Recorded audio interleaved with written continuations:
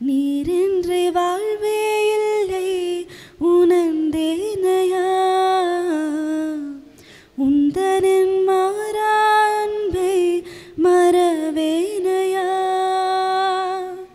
நீரின்றி வாழ்வே இல்லை உணர்ந்தேனையா, உந்தனின் மாறா அன்பை மறவேனையா. துதி உமக்கே, கனம் உமக்கே, புகழும் மேன்மையும் ஒருவருக்கே. துதி உமக்கே, கனம் உமக்கே, புகழும் மேன்மையும் ஒருவருக்கே. என் மனம் ஆழம் என்ன நீரறிவி, என் மன விருப்பங்கள் பார்த்து கொள்வி. என் மனம் ஆழம் என்ன நீரறிவி, என் மன விருப்பங்கள் பார்த்து கொள்வி.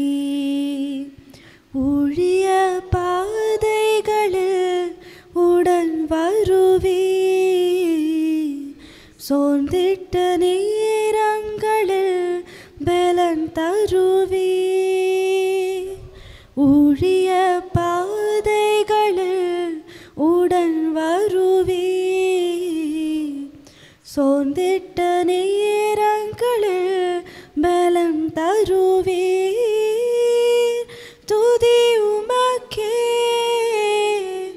கனம் உமக்கே,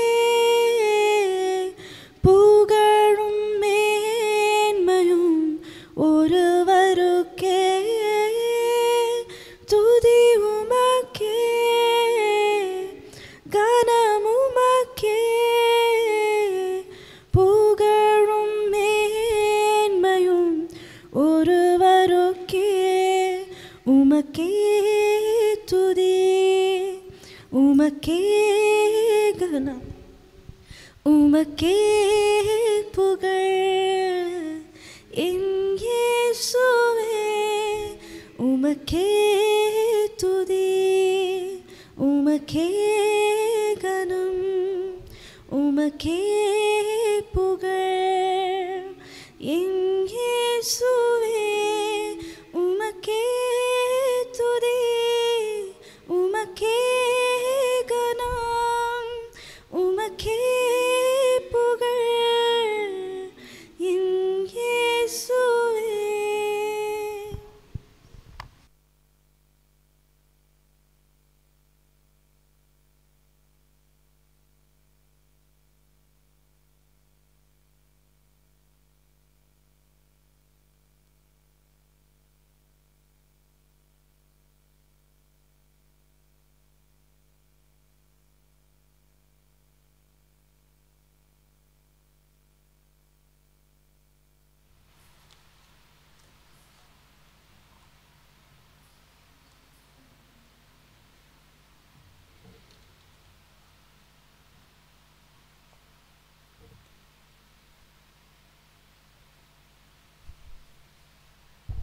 பிரைஸ் லார்ட். இந்த காலை வேளையில் வந்திருக்கிறவங்களை யாவரையும் இயேசு கிறிஸ்துவின் நாமத்திலே வாழ்த்துகிறேன். இந்த நாள் தியானத்திற்காக இந்த நாள் செய்தியின் தலைப்பு ஜெபம், ப்ரேயர். ஜெபம் என்றால் என்ன? ஜெபம் என்றால் என்ன அப்படின்னா, மனிதர் ஆண்டவரோடும் ஆண்டவர் மனிதனோடும் தொடர்பு கொள்ள ஏற்படுத்தப்பட்ட ஒன்று தான் ஜெபம். நமக்கு புரியுத மாதிரி சொல்லணும் அப்படின்னா, ஆண்டவரிடத்தில் நம்ம பேசுவது தான் ஜெபம், கர்த்தரிடத்தில் நாம் பேசுவது தான் ஜெபம். இதுக்கு ஆதாரமாக நம்ம ஒரு வேத பகுதியை வாசிக்கலாம். சங்கீதம் 142 1-2 வசனங்கள். சங்கீதம் 142 1-2 வசனங்கள்.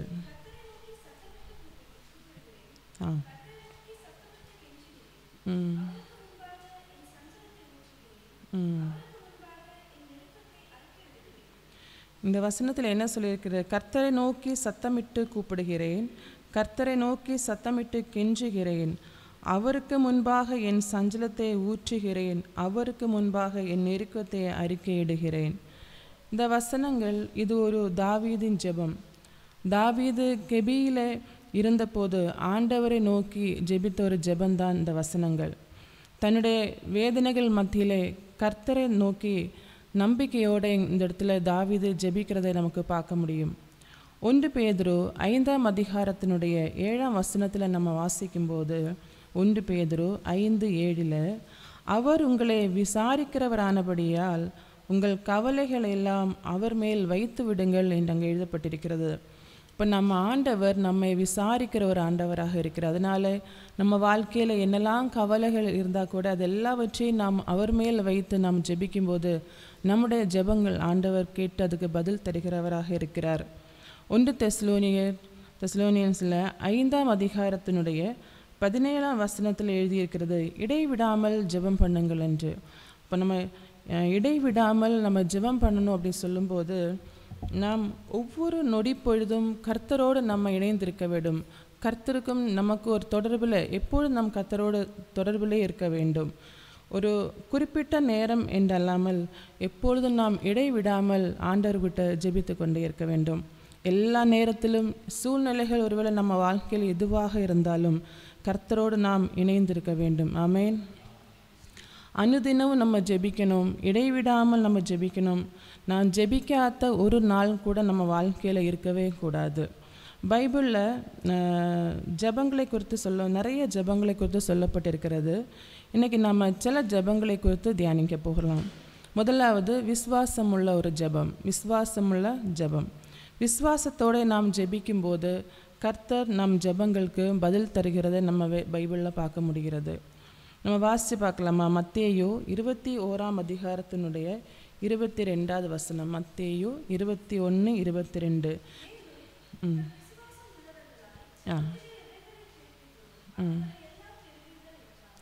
மேலும் நீங்கள் விசுவாசம் உள்ளவர்களாய் ஜெபத்திலே எவைகளை கேட்பீர்களோ அவைகள் எல்லாம் பெறுவீர்கள் என்றார். இப்போ நம்முடைய விசுவாசத்தை நாம் கிரியையிலே காண்பிக்கிறவர்களாக இருக்க வேண்டும். யாக்கோபு 2ஆம் அதிகாரத்தினுடைய 20ஆம் வசனத்தில் சொல்லியிருக்கிறது, கிரியை இல்லாத விசுவாசம் செத்தது என்று. இப்போ கர்த்தர் மேல் நாம் வைத்திருக்கிற விசுவாசம் நம் செயலில் இருக்க வேண்டும். அது செயலில் நம்ம வெளிப்படுத்த வேண்டும்.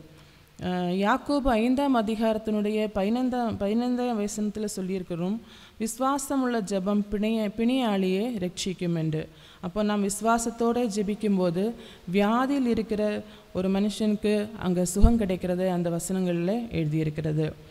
அதே யாக்கோபு 1ஆம் அதிகாரத்துடைய 5-6 வசனங்களில் சொல்லியிருக்கிறது. அப்போது சந்தேகப்படாமல் விசுவாசமாய் ஜெபிக்கும்போது கர்த்தர் பதில் தருகிறவராக இருக்கிறார்.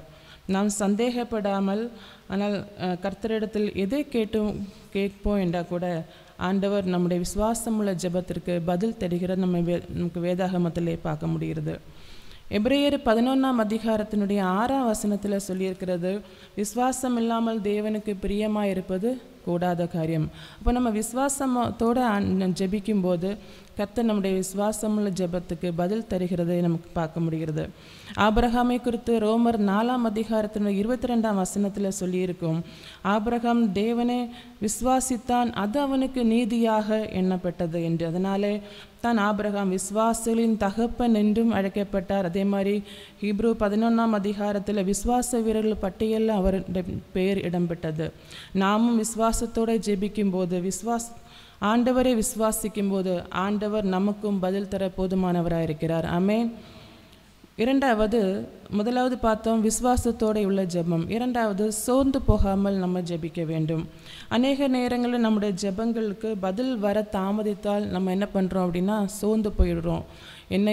நம்ம ஜெபித்துட்டே இருக்கோமே, இன்னும் நம்முடைய ஜெபங்களுக்கு பதில் கிடைக்கவில்லை அப்படின்னு நினச்சி நம்ம சோர்ந்து போகலாம். ஆனால் நம்ம சோர்ந்து போகாமல் ஒவ்வொரு நாளும் ஜெபிக்க வேண்டும். சோர்ந்து போகாமல் ஜெபிக்கணும்னு சொல்லும்போது நமக்கு வேதாகமத்தில் ஒரு பைபிள் லூக்கா 18ஆம் அதிகாரம் தான் நமக்கு ஞாபகத்தில் வரும். சோர்ந்து போகாமல் எப்போதும் ஜெபம் பண்ண வேண்டும் என்பதை குறித்து ஆண்டவர் அந்த ஒரு உவமையை அந்த லூக்கா 18ஆம் அதிகாரத்தில் சொல்லியிருக்கிறார். தேவனுக்கும் பயப்படாமல் மனுஷரையும் மதிக்காதவனுமாயிருந்த ஒரு நியாயாதிபதி அந்த பட்டணத்தில் ஒரு விதவிக்கும் அவளுடைய எதிராளிக்கும் இருந்த காரியத்தில் நியாயம் செய்வதை குறித்து அந்த உவமையில் சொல்லப்பட்டிருக்கிறது. அதே அதிகாரத்தினுடைய 5ஆம் வசனத்தில் நம்ம பார்க்கும்போது அந்த விதவை எப்போதும் தொந்தரவு செய்கிறபடியால் இவள் அடிக்கடி வந்து என்னை அலட்டாதபடி இவளுக்கு நியாயம் செய்ய வேண்டும் என்று தனக்குள்ளே அவன் சொல்லி கொண்டான் என்று அங்கே எழுதியிருக்கிறது. அப்போது அடிக்கடி அந்த விதவை வந்து தொந்தரவு பண்ணினதுனால அங்கே என்ன கிடச்சிது? அவளுக்கு ஒரு நியாயம் கிடச்சிது. அப்போது அந்த நியாயாதிபதி அப்படி செய்தால் நம் ஆண்டவர் அவருடைய பிள்ளைகளுக்காக செய்யாமல் இருப்பாரா? நிச்சயமாக அவர் செய்கிற ஆண்டவராக இருக்கிறார். ஆமேன். லூக்கா 18ஆம் அதிகாரத்தினுடைய 7ஆம் வசனத்தில் அந்தபடியே தேவன் தம்மை நோக்கி இரவும் பகலும் கூப்பிடுகிறவர்களாகிய தம்மால் தெரிந்து கொள்ளப்பட்டவர்களின் விஷயத்தில் நீடிய பொறுமையுள்ளவராயிருந்து அவர்களுக்கு நியாயம் செய்யாமல் இருப்பாரா? சீக்கிரத்திலே நியாயம் செய்வார் என்று அந்த வசனத்தில் எழுதியிருக்கிறேன். இப்போ நாமும் ஜெபிக்கும்போது ஒருவேளை நம்ம ஜெபத்துக்கு தாமதங்கள் ஏற்பட்டால் கூட நம் சோர்ந்து போகாமல் ஜெபிக்கும்போது கர்த்தர் நம்முடைய ஜெபங்களுக்கு பதில் தருகிற தேவனாக இருக்கிறார். ஆமே. சூழ்நிலைகள் எதுவாக இருந்தாலும் ஆண்டவர் நம்ம எல்லா சூழ்நிலைகளையும் மாற்றி எந்த காரியங்களுக்காக நீங்கள் ஜெபிக்கிறீங்களோ இன்னும் சோர்ந்து போகாமல் நீங்கள் ஜெபிப்பீர்கள் என்றால் ஆண்டவர் நிச்சயமாகவே உங்கள் ஒவ்வொருவருடைய ஜெபங்களுக்கும் பதில் தர போதுமானவர். ஆமேன். ஒருவேளை நம்ம சுற்றிலும் நடக்கிற காரியங்களை நம்ம பார்க்கும்போது நம்மளை அதை சோர்வுக்குள்ளாக மாற்றலாம். இது எப்போ இந்த காரியங்களுக்கெல்லாம் ஒரு விடுதலை கிடைக்கும் என்று நமக்கு தெரியாமல் இருக்கலாம். சோர்வுக்குள்ளாக போகிற மாதிரி சூழ்நிலைகள் இருக்கலாம். ஆனாலும் நம்ம அந்த இடத்துல ஒரு நாளும் சோர்ந்து போகாமல் நம்ம ஜெபிப்போம் என்றால் கர்த்தர் நம்முடைய ஜெபங்களுக்கு பதில் தருவார். ஹல்லேலூயா. 3ஆவதாக உபவாசித்து ஜெபிக்கணும். ஒரு மனிதன் தன்னைத்தான் தாழ்த்தி தான் ஒன்றுமில்லை, உங்கள் உதவி எனக்கு வேணும் ஆண்டவரே என்று நம்ம ரொம்ப தாழ்த்தி ஜெபிக்கிறது தான் நம்ம உபவாசித்து ஜெபிக்கிறது. பைபிளை நம்ம பார்க்கும்போது தானியேல், டேவிட், ஏலியா, எஸ்தர் இவர்களெல்லாம் உபவாசித்து ஜெபித்தது அந்த இடத்துல பார்க்க முடியும். ஆண்டவராக இயேசு கிறிஸ்து கூட 40 நாட்கள் உபவாசம் இருந்து ஜெபித்தார். அந்த பரீட்சையை ஜெயிக்கிறதுக்கு அவருக்கு அது உதவியாக இருந்தது. தானியேல் 9ஆம் அதிகாரத்தில் தன்னுடைய ஜனத்தின் விடுதலைக்காக 21 நாள் தானியேல் அங்கே உபவாசம் பண்ணி ஜெபிக்கிறத நமக்கு அங்கே பார்க்க முடியுது. அதே போல் யோனா புத்தகத்தில் நினைவே ஜனங்கள் உபவாசம் இருந்தாங்க. அவங்க தீங்கை குறித்து மனஸ்தாபப்பட்டு ஆண்டவர் செய்யாமல் போனார் என்றும் அங்கே எழுதியிருக்கிறது நமக்கு அந்த யோனா புத்தகத்தில் பார்க்க முடியும். அப்போ நாமும் கூட உபவாசித்து ஜெபிக்கும்போது கர்த்தர் நம்மையும் விடுவிக்கிறதுக்கு போதுமானவர். ஹல்லேலூயா. நெகேமியா 1ஆம் அதிகாரத்தில் 34ஆம் வசனத்தில் நம்ம பார்த்தோம் அப்படின்னா எருசலேமினுடைய அலங்கம் இடிக்கப்பட்டதும் அதன் வாசல்கள் அக்கினியால் சுட்டரிக்கப்பட்டதுமாக கிடக்கிறது கண்டு நெகேமியா அந்த இடத்துல உபவாசம் பண்ணி ஜெபிக்கிறத நமக்கு அங்கே பார்க்க முடியும். அந்நிய தேசத்திலே அடிமையாக இருந்த நெகேமியா இந்த தேசத்தினுடைய நிலைமையை பார்த்து தேசத்துக்காக உபவாசித்து ஜெபிக்கிறது அந்த இடத்துல எழுதப்பட்டிருக்கிறது. மத்தேயு 17ஆம் அதிகாரத்தினுடைய 21ஆவது வசனத்தை வாசிக்கும்போது இந்த ஜாதி பிசாசு ஜெபத்தினாலும் உபவாசத்தினாலும் அன்றி மற்ற எவ்விதத்தினாலும் புறப்பட்டு போகாது என்று அங்கே எழுதியிருக்கிறது. அப்போ நம்ம தேசத்துக்காக நம்ம உபவாசி ஜெபிக்க வேண்டும். சில ஆவிக்குரிய போராட்டங்களை நாம் ஜெயிக்கணும் அப்படின்னா நம்ம உபவாசித்து ஜெபிக்க வேண்டும். நம்ம உபவாசித்து ஜெபிக்கும் போது நம்ம வாழ்க்கையில் அற்புதங்கள் செய்யறதுக்கு நம்ம ஆண்டவர் போதுமானவராக இருக்கிறார். எஸ்தர் புஸ்தகத்தில் நம்ம பார்க்கும்போது எஸ்தர் தன்னுடைய ஜனத்திற்காக உபவாசித்து ஜெபித்தாள் என்று அங்கே எழுதப்பட்டிருக்கிறோம். இப்போ நாமும் கூட அழிந்து போகிற ஆத்துமாக்களுக்காக தேசத்துக்காக எல்லாம் நம்ம உபவாசித்து ஜெபிக்க வேண்டும். ஹல்லேலூயா. 4வது இன்னொரு ஜெபத்தை குறித்து நம்ம பார்க்கலாம். முழங்கால் ஜெபம். 1 ராஜாக்கள் 18ஆம் அதிகாரத்தில் நம்ம வாசித்தோம் அப்படின்னா எலியா கர்மேல் பர்வதத்தினுடைய சிகரத்தின் மேல் ஏறி தரையிலே பணிந்து தன் முகம் தன் முழங்காலில் பட குனிந்து ஜெபித்தார் என்று அங்கே எழுதப்பட்டிருக்கிறது. ஆண்டவர் இயற்கையே மாற்றி மழையை பெய்ய செய்தார் எலியாவினுடைய இந்த ஜெபத்தில். அப்போ எலியாவின் முழங்கால் தரையிலே படமட்டும் தன் முழங்கால் பட குனிந்து ஜெபித்தான் என்று அங்கே எழுதியிருக்கிறது. ஆண்டவர் அந்த ஜெபத்துக்கும் பதில் கொடுத்தார். அதே மாதிரி தானியேல் 6ஆம் அதிகாரத்தினுடைய 10ஆம் வசனம் நம்ம வாசித்தோம் அப்படின்னா தானியேல் முழங்கால் படியிட்டு ஜெபம் பண்ணி ஸ்தோத்திரம் செலுத்தினான் என்று எழுதியிருக்கிறது. அந்த தானியேலுடைய ஜெபத்துக்கு பதிலாக அதே அதிகாரத்தினுடைய 28ஆம் வசனத்தில் எழுதியிருக்கும் தரிவின் ராஜ்யபார காலத்திலும் பெர்சினாகிய கோரேசுடைய ராஜ்யபார காலத்திலும் தானியேலின் காரியமோ ஜெயமாக இருந்தது. இப்போ தானியேல் இந்த இடத்துல கர்த்தரிடத்தில் உபவாசித்து ஜெபிக்கும் போது கர்த்தர் தானியேலுடைய காரியம் ஜெயமாக மாற்றினார் என்று நமக்கு அங்கே பார்க்க முடிகிறது. நாமும் கூட முழங்கால் படியெடுத்து கர்த்தரை நோக்கி நாம் கூப்பிடும்போது நம்ம வாழ்க்கையில் என்னெல்லாம் தேவைகள் இருக்குமானால் கூட எல்லாவற்றையும் சந்திக்கிறதுக்கு ஆண்டவர் போதுமானவராக இருக்கிறார். ஆமென். லூக்கா எழுதின சுவிசேஷம் 22ஆம் அதிகாரத்தினுடைய 41ஆம் வசனத்தில் நம்ம பார்த்தோம் அப்படின்னா, இயேசு கிறிஸ்து முழங்கால் படியிட்டு ஜெபிக்கிறதே அந்த இடத்துல எழுதப்பட்டிருக்கிறது. இயேசு கிறிஸ்து முழங்கால் படியிட்டு ஜெபித்தல் என்றால் நாமும் ஜெபிக்க கடமைப்பட்டிருக்கிறோம். நாம் ஒவ்வொருவரும் முழங்கால் படியிட்டு ஜெபிக்கும் போது கர்த்தர் பெரிய காரியங்களை நம்ம வாழ்க்கையிலும் செய்வார். ஹல்லேலூயா. நாமும் நம் குடும்பங்களுக்காக, தேசத்துக்காக, சபைக்காக, நமக்கு அருகாமல் இருக்க ஜனங்களுக்காக, இன்னும் ரட்சிக்கப்படாத அநேகருக்காக நாம் விசுவாசத்தோடு உபவாசித்து முழங்கால் படியிட்டு சோர்ந்து போகாமல் நாம் ஜெபித்தோம் என்றால் கர்த்தர் நம்ம வாழ்க்கையிலும் நாம் ஜெபிக்கிற ஒவ்வொரு காரியங்களிலும் கர்த்தர் அற்புதம் செய்ய போதுமானவராக இருக்கிறார். ஆமென். இன்னும் நிறைய ஜெபங்கள் பைபிளில் சொல்லப்பட்டிருக்கிறது. சோதனைக்குள்ளாக உள்படாதபடி விழித்திருந்து ஜெபிக்கணும் என்று எழுதப்பட்டிருக்கிறது. அதே மாதிரி இடைவிடாமல் ஜெபிக்கணும் என்று எழுதியிருக்கிறது. மற்றவர்களுக்காக நம்ம ஜெபிக்கணும் என்று எழுதியிருக்கிறது. அதே மாதிரி நம்ம தனித்து ஜெபம் பண்ணணும் என்று எழுதியிருக்கிறது. அன்னாளை குறித்து நம்ம பார்த்தோம் அப்படின்னா, அவள் ஜெபித்த பிறகு அவள் துக்கமுகமாக இருக்கவில்லை என்று எழுதியிருக்கிறது. அப்போ எல்லா கவலைகளையும் நம்ம கர்த்தர் மேலே வைத்து விடணும். சங்கீதம் 55:22 வாசிக்கும்போது, சங்கீதம் 55:22 கர்த்தர் மேல் உன் பாரத்தை வைத்துவிடு, அவர் உன்னை ஆதரிப்பார், நீதிமானே ஒருபோதும் தள்ளாடப்பட்டார் என்று எழுதியிருக்கிறது. அப்போது எதை குறித்து நம்ம கவலைப்பட வேண்டாம். எல்லாவற்றையும் கர்த்தர் மேலே வைத்து நம்ம ஜெபிக்கும்போது கர்த்தர் நம்முடைய ஜெபங்களுக்கு பதில் தருகிறார். நம் தேசத்துக்காக ஜெபிக்கணும், அழிந்து போகிற ஆத்மாக்களுக்காக நம்ம ஜெபிக்கணும். புலம்பல் 2ஆம் அதிகாரத்தினுடைய 18-19 வசனத்தில் நம்ம பார்க்கும்போது, புலம்பல் 2ஆம் அதிகாரத்தினுடைய 18-19 வசனங்களிலே, இரவும் பகலும் நதியளவு கண்ணீர் விட்டு ஓய்ந்திராதே, உன் கண்ணின் கருப்பு விழி சும்மா இருக்க ஒட்டாதே, எழுந்திரு, ராத்திரியில் முதற்சாமத்திலே கூப்பிடு, ஆண்டவருடைய சமூகத்தில் உன் இருதயத்தை தண்ணீரை போல ஊற்றிவிடு. இப்படியெல்லாம் அங்கே எழுதியிருக்கிற நமக்கு பார்க்க முடியும். ராத்திரி கூட நம்ம என்ன பண்ணுவோம், தூங்குறதுக்கு கொஞ்சம் நேரம் தூங்கினா கூட தூக்கத்தை விட்டு எழுந்திரிச்சு நம்ம ராத்திரியுடைய யாமங்களில் தேசத்திற்காக, அழிந்து போகிற ஆத்துமாக்களுக்காக நாம் ஒவ்வொருவரும் ஜெபிக்க கடமைப்பட்டிருக்கிறோம். ஒருவேளை நம்ம அபிஷேகம் பெறாத பிள்ளைகளாக இருப்போம் என்றால் அந்த நாட்களில் நம்ம அப்போஸ்தலர் நடவடிக்கையில் வாசிக்கும் அல்லவா, எல்லாரும் பரிசுத்த ஆவியை பெறதுக்காக அந்த மேல் வீட்டு அறையில் கூடியிருந்து ஜெபித்தார்கள்னு அங்கே வாசிக்கிறப்ப, நாமும் இன்னும் நம்ம பரிசுத்த ஆவியை பெறல, அபிஷேகம் பெறாத பிள்ளைகளாக இருந்தால் அதுக்காகவும் நம்ம தனித்து ஜெபிக்கும் போது கர்த்தர் அவருடைய ஆவியை நம்ம மேல் ஊற்ற போதுமானவராக இருக்கிறார். ஹல்லேலூயா. யோபு 42ஆம் அதிகாரத்தினுடைய 10ஆம் வசனத்தில் நம்ம வாசிக்கும்போது, யோபு தன்னுடைய சிநேகிதருக்காக ஜெபித்த போது யோபுவினுடைய நிலைமையை மாற்றினதாக அங்கே நமக்கு பார்க்க முடியுது. அப்போ நம்ம மற்றவங்களுக்காக ஜெபிக்கும் போது நம்ம வாழ்க்கையில் என்ன சூழ்நிலை இருந்தாலும் அதெல்லாவற்றையும் ஆண்டவர் மாற்றி தருவார். யோபு அந்த இடத்துல வியாதியால் கஷ்டப்படுறாரு. அந்த கஷ்டமான சூழ்நிலையில் கூட அவர் என்ன பண்ணார் அப்படின்னா, மற்றவங்களுக்காக அவர் அங்கே ஜெபிக்கிறாரு. நாமும் கூட ஒருவேளை நமக்கு இந்த கஷ்டம், நமக்கே எவ்வளோ பெரிய பிரச்சனைகள் இருக்குது, இதெல்லாம் விட்டு நாம் மற்றவங்களுக்காக எப்படி ஜெபிக்கிறது என்று நம்ம நினைக்கக்கூடாது. ஒருவேளை நம்ம சூழ்நிலை எவ்வளோ பெரிதாக இருந்தால் கூட அந்த சூழ்நிலையில் மத்தியிலும் யோபுவை போல நாம் மற்றவங்களுக்காக ஜெபிக்கும் போது ஆண்டவர் நம்முடைய சிறையிருப்பை மாற்றுவார். ஹல்லேலூயா. அப்போ நாமும் மற்றவங்களுக்காக ஜெபிக்கிறதுக்கு நாம் கடமைப்பட்டிருக்கிறோம். நம்ம இவ்வளோ நேரம் ஜெபன்னா என்னன்னு பார்த்தோம், எப்படியெல்லாம் ஜெபிக்கணும் என்று பார்த்தோம், எதற்காக எல்லாம் ஜெபிக்கணும் என்று பார்த்தோம். ஆனால் அடுத்ததாக சில தேவ மனிதர்கள் பைபிளில் நம்ம பார்க்கும்போது அவர்கள் எப்படியெல்லாம் ஜெபித்தார்கள் என்று நம்ம பார்க்கலாம். நீதிமொழிகள் 30ஆம் அதிகாரத்தினுடைய 7-8 வசனங்கள், நீதிமொழிகள் 30ஆம் அதிகாரத்தினுடைய 7-8 வசனங்களிலே ஆகூரின் ஜெபத்தை பற்றி அங்கே எழுதியிருக்கிறது.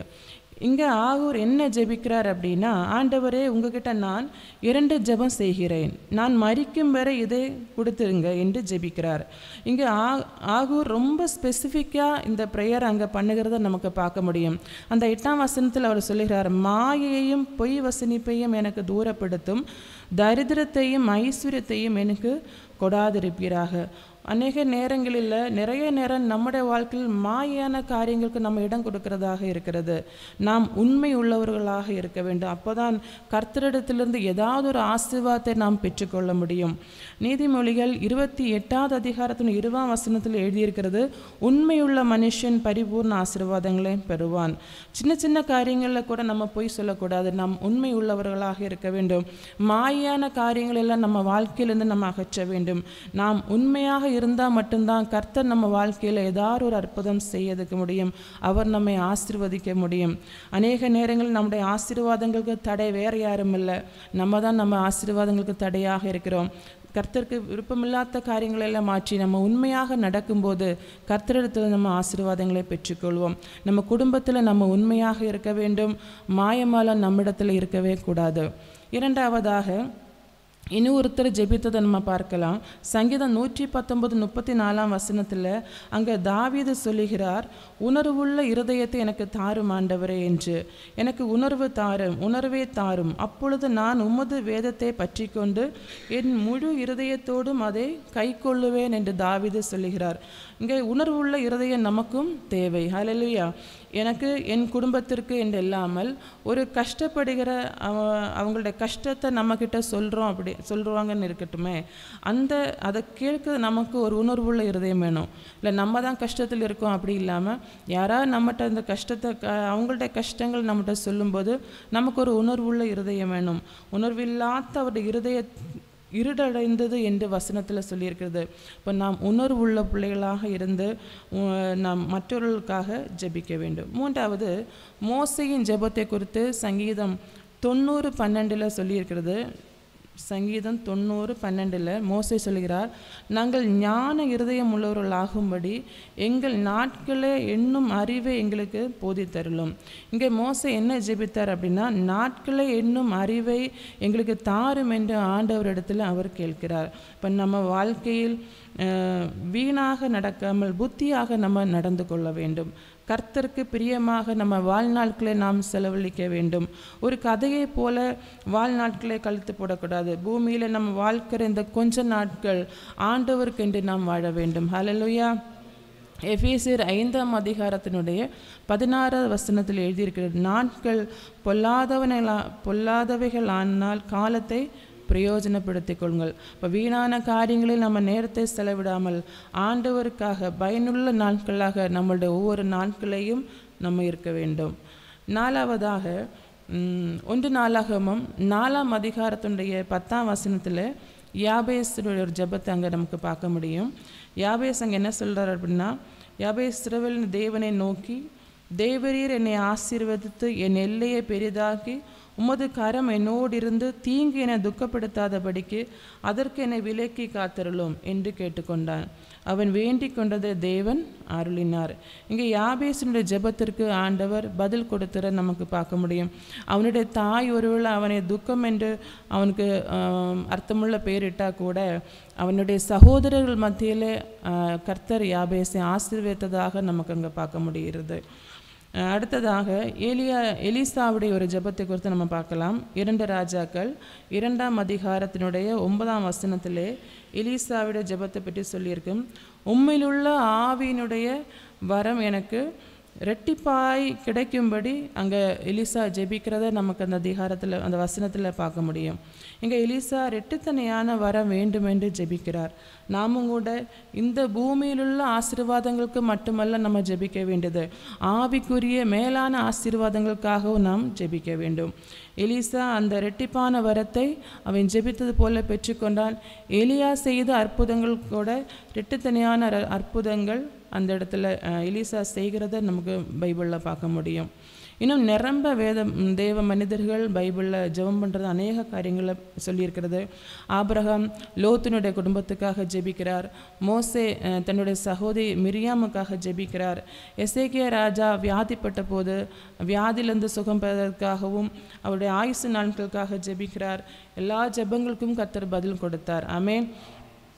நம் ஆண்டவர் நம் ஜெபத்தை கேட்கிற தேவன். நம் விண்ணப்பங்களுக்கெல்லாம் அவர் பதில் தருகிற தேவனாக இருக்கிறார்.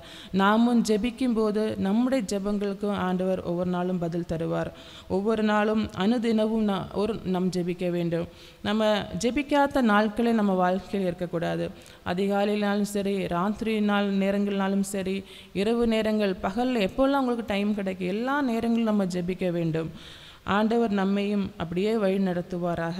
இந்த வசனங்களால் கர்த்தர் நம் ஒவ்வொருவரையும் ஆசீர்வதிப்பாராக. ஆமென்.